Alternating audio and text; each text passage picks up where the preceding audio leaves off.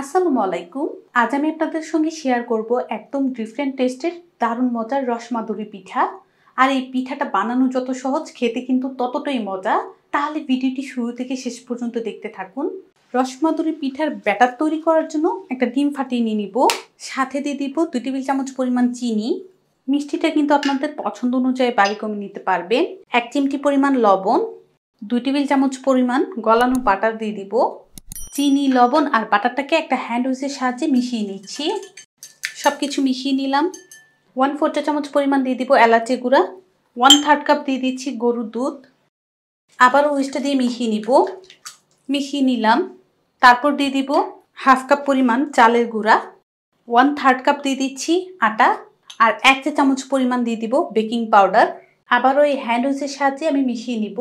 আর ভালো করে এটাকে মিশিয়ে নিতে হবে। চালের গুঁড়া আর আটাটাকে আমি ভালো করে মিশিয়ে নিয়েছি। আর এই যে দেখুন ব্যাটারটা আমাদের। এখন এই ব্যাটারটাকে আমি একটা ঢাকনা দিয়ে ঢেকে 10 মিনিটের জন্য রেস্টে রেখে দিব। ঢাকনা দিয়ে ঢেকে রেখে দিয়েছিলাম, উঠিয়ে নিয়েছি। আর ব্যাটারটা কিন্তু পিঠার জন্য রেডি। ব্যাটারের কনসিস্টেন্সিটা দেখাই, দেখুন কেমন হয়েছে। পিঠার জন্য কিন্তু এমন একটা ব্যাটার লাগবে আমাদের। আর ব্যাটারটা করার সময় অবশ্যই খেয়াল রাখবেন এটাকে যেন স্মুথ হয়। পিঠাগুলো বানানোর জন্য আমি এখানে 4টা কেক মোল্ড নিয়েছি। আর এই মোল্ডের মধ্যে অল্প করে বাটার ব্রাশ করে দিব। প্রত্যেকটা মোল্ডের মধ্যে কিন্তু বাটারটাকে ব্রাশ করে নিতে হবে, তাহলে কি হবে পিঠাগুলো কিন্তু খুলতে সুবিধা হবে। ব্রাশ করে নিলাম। এখন এই মোল্ডের মধ্যে আমি ব্যাটার দিয়ে দিব।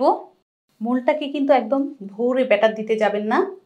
ব্যাটার দেওয়ার পর এভাবে একটু টেপ করে দিচ্ছি। কিছু কাজু বাদাম আর কিছু পেস্তা বাদামের গুঁড়া উপরে দিয়ে দিব। তারপর দিয়ে দিচ্ছি কয়েকটা কিশমিশ। এই যে পিঠার জন্য এই মোল্ডটাকে রেডি করে নিলাম। আরেকটি করে দেখাই। আবারও পিঠার ব্যাটার দিয়ে দিচ্ছি। ব্যাটার দিয়ে দিলাম, টেপ করে দিচ্ছি। বাদাম কুচি দিয়ে দিব উপরে, কিশমিশ দিয়ে দিচ্ছি। আর এই মোল্ডটাকেও আমি রেডি করে নিয়েছি। তো এইভাবে সবগুলো রেডি করে নিব। পিঠাগুলো বেক করার জন্য চুলার মধ্যে আমি একটা প্যান বসিয়ে দিলাম। আর এক এক করে মোল্ড বসিয়ে দিব। পিঠার 4টা মোল্ডই এই প্যানের মধ্যে বসিয়ে দিলাম। চুলার আঁচ লোতে করে 10 মিনিট ঢাকনা দিয়ে ঢেকে এগুলোকে আমি এইভাবেই রেখে দিব। আর ঢাকনার যে ছিদ্রিটা ছিল সেটা কিন্তু আমি একটা লবঙ্গের সাহায্যে বন্ধ করে দিয়েছি। তাহলে 10 মিনিট পর দেখাই। ঢাকনা দিয়ে ঢেকে এভাবেই রেখে দিয়েছিলাম। ঢাকনাটা উঠিয়ে নিব। আর মাশাআল্লাহ দেখুন পিঠাগুলো দেখতে কতটা না সুন্দর লাগতেছে। আমি একটা টুথপিকের সাহায্যে চেক করে দেখছি পিঠাগুলো আমাদের হয়েছে কিনা। টুথপিকটা এই যে পিঠার মধ্যে বসিয়ে দিলাম। আর এখন বের করে নিব। টুথপিকটা কিন্তু আমাদের ক্লিন বের হয়ে এসেছে, তার মানে পিঠাগুলো আমাদের রেডি। তো আমি এগুলোকে চুলা থেকে নামিয়ে নিব। পিঠাগুলো চুলা থেকে নামিয়ে কিছুক্ষণ রেখে দিয়েছি। আর এগুলো কিন্তু মোটামুটি ঠান্ডা হয়ে গিয়েছে। এভাবে ধরলে কিন্তু উঠে আসতেছে। দেখতে কতটা সুন্দর লাগতেছে দেখুন। এই মোল্ড থেকেও পিঠাটা আমি উঠিয়ে নিব। আর এই যে এই পিঠার কালারটাও সুন্দর এসেছে। এভাবে আমি সবগুলো মোল্ড থেকে পিঠা উঠিয়ে আবারও ব্যাটার দিয়ে পিঠাগুলো রেডি করে নিব। পিঠার শিরা তৈরি করার জন্য চুলার মধ্যে আমি আরেকটি হাঁড়ি বসিয়ে দিলাম। আর এখানে 1 কাপ পরিমাণ চিনি দিয়ে দিব। সাথে দিয়ে দিব 1 কাপ পরিমাণ পানি। চিনি আর পানিটা গলা পর্যন্ত অপেক্ষা করব। চিনিটা গলে পানিটা বলক চলে এসেছে। এখনো কিন্তু পিঠার জন্য শিরাটা আমাদের হয় নাই। আমাদের কিন্তু শিরাটা একটু আঠালো আঠালো লাগবে। আর এখন এই শিরার মধ্যে অল্প করে আমি জাফরান দিয়ে দিচ্ছি। জাফরানটা দিলে কি হবে, পিঠার কালারটাও সুন্দর আসবে আর ফ্লেভারটাও ভালো লাগবে খেতে। জাফরানটা কারো কাছে না থাকলে এটা স্কিপ করে আপনারা চাইলে এলাচি গুঁড়াটাও দিয়ে দিতে পারবেন। আরও কিছুক্ষণ এই শিরাটাকে জাল করে নিব। আরও কিছুক্ষণ জাফরান দেওয়ার পর শিরাটাকে জাল করে নিয়েছি।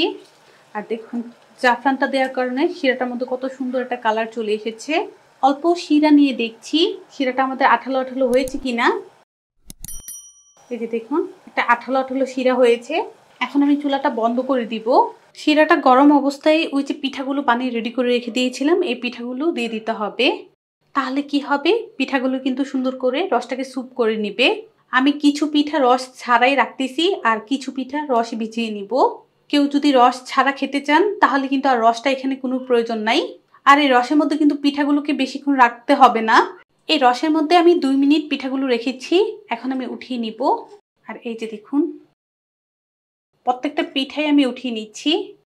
আমি আপনাদের সঙ্গে একটা পিঠা কেটে শেয়ার করছি কতটা পারফেক্ট হয়েছে। এই যে দেখুন মাশাআল্লাহ কতটা পারফেক্ট হয়েছে দেখুন। এই পিঠাগুলো কিন্তু আপনারা ফ্রিজে নরমালি 15 দিন সংরক্ষণ করতে পারবেন। আর পিঠাগুলো দেখুন মাশাআল্লাহ। আশা করছি পিঠার রেসিপি আপনাদের ভালো লেগেছে। ভালো লাগলে অবশ্যই একটা লাইক দিবেন, চ্যানেলটাকে সাবস্ক্রাইব করবেন। সবাই ভালো থাকবেন, সুস্থ থাকবেন, আমার জন্য দোয়া করবেন। আল্লাহ হাফেজ।